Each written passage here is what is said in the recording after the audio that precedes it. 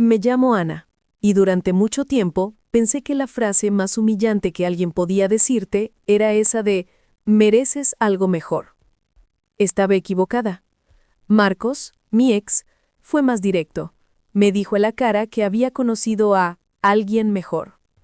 No adornó nada, no disfrazó sus palabras, no suavizó el golpe.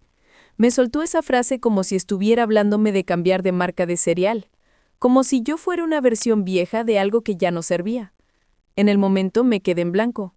Llevábamos casi 3 años juntos. Habíamos pasado por exámenes, trabajos de por medio, problemas familiares, noches de ansiedad y también algunas cosas buenas. Yo ya lo había metido en todos mis planes a futuro, y él, de un día para otro, decidió que ya no encajaba en los suyos. Dijo que había conocido a una chica que lo entendía más, que lo hacía sentir más motivado, que encajaba mejor con la persona que él quería ser. Yo no escuché mucho más, solo me quedó grabado ese alguien mejor, repitiéndose como eco mientras intentaba no desarmarme delante de él.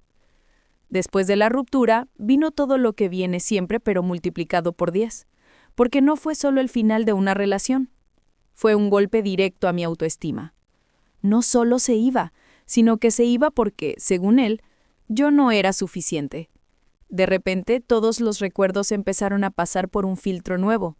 Las críticas disfrazadas de chistes, las comparaciones con otras personas, las veces que me decía que yo no aprovechaba mi potencial, que él estaba a otro ritmo, que yo me conformaba con poco.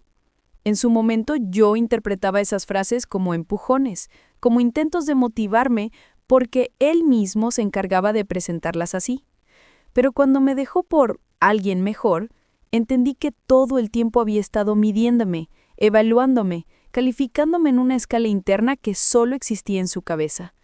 Yo había perdido el examen sin siquiera saber que lo estaba rindiendo. Las redes sociales hicieron el resto del trabajo. No pasó mucho tiempo antes de que aparecieran las primeras fotos de Marcos con ella, Sofía. La primera vez que vi su perfil sentí una mezcla rara de envidia, curiosidad y autodesprecio. Era bonita, con una sonrisa de esas que parecen sacadas de publicidad. Viajera, fotos en la playa, frases motivacionales en los pies de foto. En sus publicaciones, Marcos aparecía perfecto. Desayunos juntos, gimnasio en pareja, salidas con amigos, todo bajo hashtags ridículos sobre el amor verdadero y la segunda oportunidad de la vida. No pude evitar compararme. Empecé a fijarme en su cuerpo, su forma de vestir, sus intereses, y cada diferencia entre nosotras la tomaba como prueba de que ella era la versión mejorada de mí. Mientras tanto, él reescribía la historia en público, insinuando que por fin estaba con alguien que lo hacía sentir valorado, que lo impulsaba, que lo acompañaba en sus sueños. Todo eso, por supuesto, implicando que yo nunca había hecho nada de eso. Durante meses me tragué la humillación en silencio. Dejé de salir, dejé de subir cosas a mis redes, dejé de confiar en mi criterio. Si había elegido a alguien que ahora me despreciaba tan abiertamente, entonces, ¿qué tampoco me conocía? Empecé a ir a terapia más por necesidad de no perderme del todo que por valentía. Hablar del tema era incómodo. Sonaba ridículo decir que un tipo me había dejado por alguien mejor y que eso me había quebrado de esa manera. Pero la verdad es que esa frase abrió todas las heridas viejas de no sentirme suficiente en nada. Marcos se había ido, sí, pero su voz seguía en mi cabeza cada vez que fallaba en algo, recordándome que no estaba a la altura. Mientras tanto, Sofía seguía apareciendo en mi pantalla cada vez que alguien compartía algo de ellos, brillante, feliz, perfecta en su nuevo papel de novia ideal. No pude evitar compararme. Empecé a fijarme en su cuerpo, su forma de vestir, sus intereses, y cada diferencia entre nosotras la tomaba como prueba de que ella era la versión mejorada de mí. Mientras tanto, él reescribía la historia en público, insinuando que por fin estaba con alguien que lo hacía sentir valorado, que lo impulsaba, que lo acompañaba en sus sueños. Todo eso, por supuesto, implicando que yo nunca había hecho nada de eso. Durante meses me tragué la humillación en silencio. Dejé de salir, dejé de subir cosas a mis redes, dejé de confiar en mi criterio. Si había elegido a alguien que ahora me despreciaba tan abiertamente, Entonces, ¿qué tampoco me conocía? Empecé a ir a terapia más por necesidad de no perderme del todo que por valentía. Hablar del tema era incómodo. Sonaba ridículo decir que un tipo me había dejado por alguien mejor y que eso me había quebrado de esa manera. Pero la verdad es que esa frase abrió todas las heridas viejas de no sentirme suficiente en nada. Marcos se había ido, sí, pero su voz seguía en mi cabeza cada vez que fallaba en algo, recordándome que no estaba a la altura. Mientras tanto, Sofía seguía apareciendo en mi pantalla cada vez que alguien compartía algo de ellos, brillante, feliz, perfecta en su nuevo papel de novia ideal. El tiempo pasó, y poco a poco dejé de sentir ese golpe directo cada vez que los veía juntos. Empecé a tomar distancia digital, silencié sus publicaciones, dejé de revisar historias, hice un mínimo de higiene mental. Me concentré en lo mío, en el trabajo, en mis estudios, en mis propias amistades, esas que habían sobrevivido al periodo en que yo giraba todo alrededor de Marcos. Aún así, él seguía siendo una especie de sombra en mi historia. No quería volver con él, no lo idealizaba, pero tampoco tenía realmente un cierre. Su versión era que me había dejado por alguien mejor, y eso era lo que había quedado flotando en el aire sin posibilidad de respuesta. Por eso, cuando un día abrí mi Instagram y vi un mensaje de Sofía, la novia nueva, sentí que el corazón se me subía a la garganta. No era una reacción exagerada.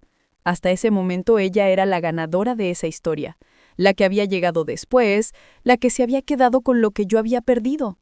Su mensaje no era hostil ni irónico. Era corto, educado, pero cargado de algo que no supe identificar de inmediato. Me decía que sabía quién era yo, que había cosas que necesitaba hablar conmigo y que le gustaría que nos viéramos en persona si estaba dispuesta. Tardé mucho en responder. Pensé que podía ser una trampa, algún intento de humillarme más o un ataque de inseguridad de su parte tratando de mercar territorio. Otra parte de mí, la que ya había empezado a reconstruirse, sintió curiosidad. ¿Qué podía querer ella de mí después de todo ese tiempo? Acepté verla en un café céntrico, neutral, con luz suficiente para que la situación no se sintiera clandestina. Llegué antes de la hora porque los nervios no me dejaban quedarme en casa. Cuando la vi entrar, por un momento fue como si hubiera salido de la pantalla del teléfono y se hubiera materializado enfrente. Era igual que en las fotos, pero más humana, sin filtros, con ojeras leves, con el pelo algo desordenado por el viento. Sonrió al verme, pero no era la sonrisa perfecta de las redes. Era una sonrisa tensa, cargada de una incomodidad parecida a la mía. Nos saludamos y durante unos minutos hablamos de cosas superficiales como si las dos estuvieran tanteando el terreno antes de entrar en el tema principal. Fue ella quien finalmente se cansó de rodeos. Sofía respiró hondo y empezó a hablar de Marcos con una franqueza que me sorprendió. Dijo que no me había buscado por celos ni por curiosidad morbosa, sino porque llevaba meses armando un rompecabezas en su cabeza y había llegado al punto en que necesitaba comparar piezas con alguien que hubiera vivido algo parecido. Contó que desde el inicio de la relación, Marcos le había hablado de mí, pero no como de una ex con la que la cosa no funcionó, sino como de una especie de villana. Según su versión, yo era controladora, celosa hasta el límite, manipuladora, que lo había frenado en todos sus proyectos y que casi lo había llevado a la depresión. Dijo que me presentaba como la ex tóxica que no lo dejaba ser él mismo, y que gracias a ella, Sofía, él había logrado finalmente salir de esa relación enferma y encontrar a alguien mejor para su vida.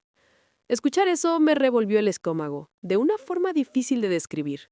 No porque me sorprendiera que hablara mal de mí, sino por la precisión con la que había acomodado los hechos para quedar como víctima. Sofía siguió contando que, al principio, ella le creyó todo, que se sintió elegida, especial, la mujer que venía a rescatarlo de una historia triste. Le compró la narrativa de que él había cargado con una pareja que no lo valoraba, que lo frenaba, que no lo entendía y que ahora por fin se sentía visto.